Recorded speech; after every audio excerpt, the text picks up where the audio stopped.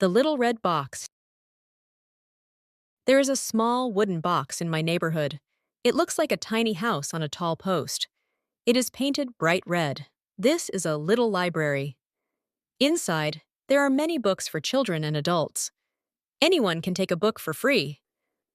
If you have a book you do not need, you leave it inside for a neighbor. It is a kind way to share stories with friends. I found my favorite book in this little red box today. What is inside the wooden box?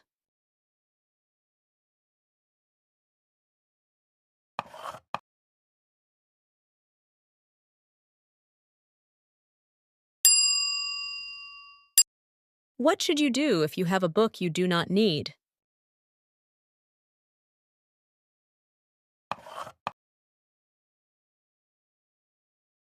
English Score Lab.